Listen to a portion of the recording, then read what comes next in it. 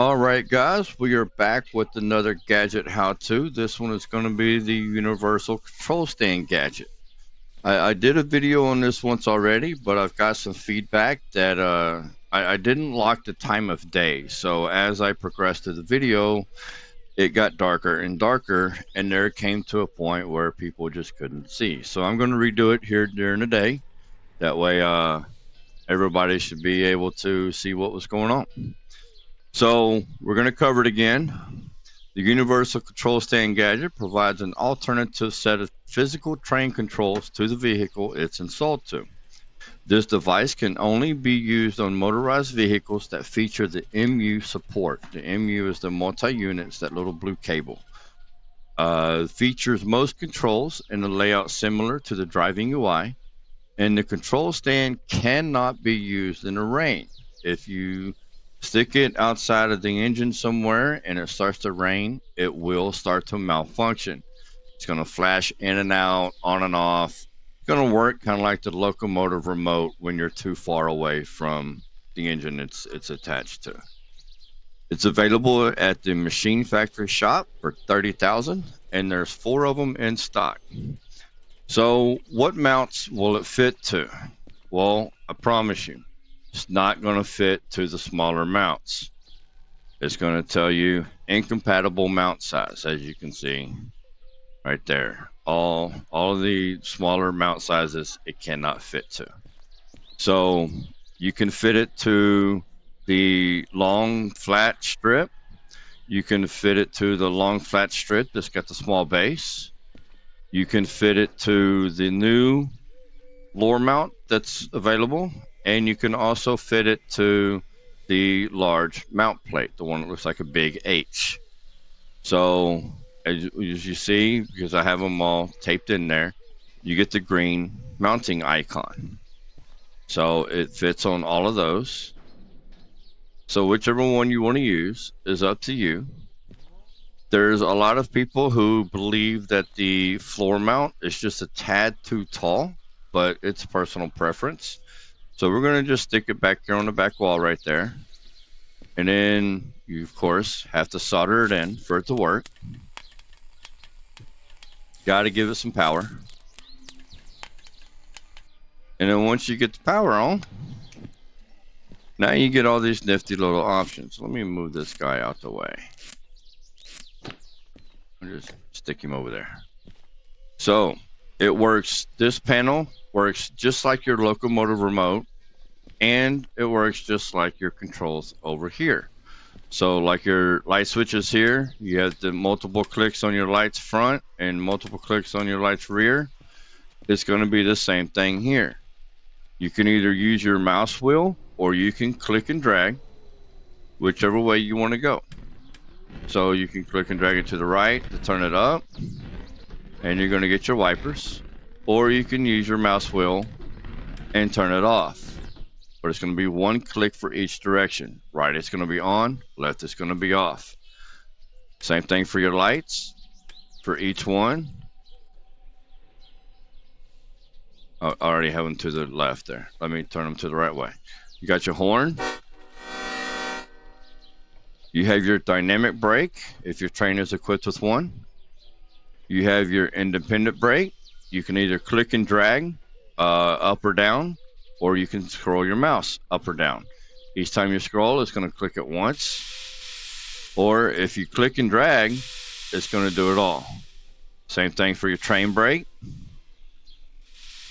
It's going to give you all the digital readouts for everything that you need to know. It's going to tell you how much sand you have, how much oil you have, how much fuel you have, how much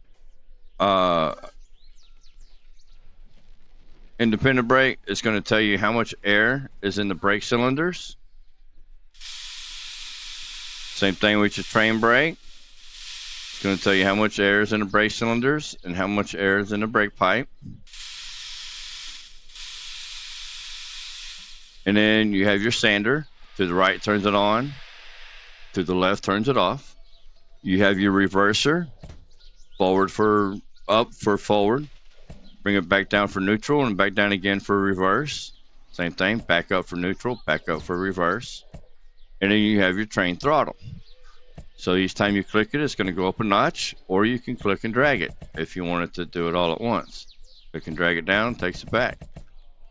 One of the nifty features of this little guy is the starter and the fuel cutoff. So you can start and cut your diesel off right here at this little button. So give her a nice little start up. Oh, I didn't hold it long enough. It works just like the turn switch out there. If you don't hold it long enough, it's not going to start. And then you want some throttle.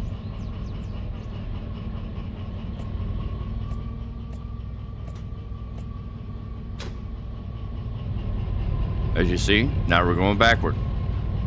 And then we want to throw on some brakes, so we stop.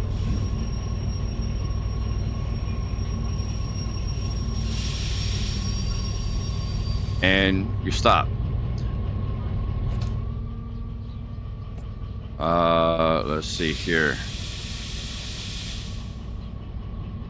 You got this little knob on the right hand side. You can either use your mouse wheel, and if you do, it's going to spin, and it's going to spin a lot. If you want to fine tune it, just click and drag it in the circle that you want to go to, in the direction that you want to go to, for however you want it to sit.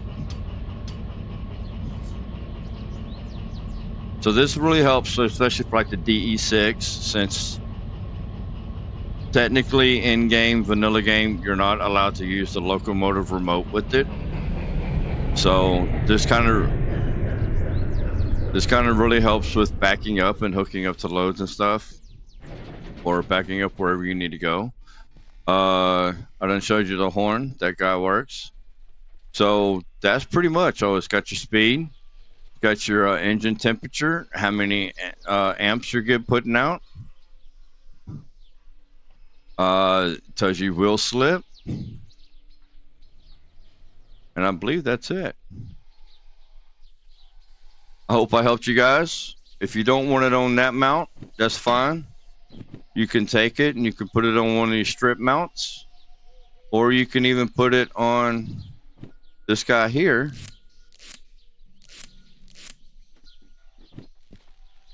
Oh, of course, not enough space. So let me move him back out the way. If you happen to want to use this mount. Okay, now we got enough space. So tape him down. Put him up there. Grab another roll of solder here.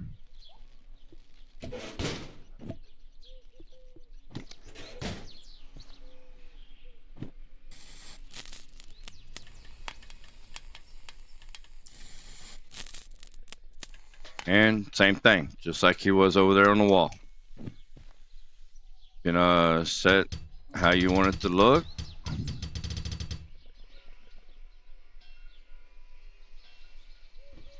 See how it's just a little bit taller than this over here? So, but some people like that. It's personal preference on how you want it. You can put these little strip mounts over here underneath the window, and now you can even attach them to the bottom or anywhere on the window, but you can attach it to the bottom of the window so you can see out.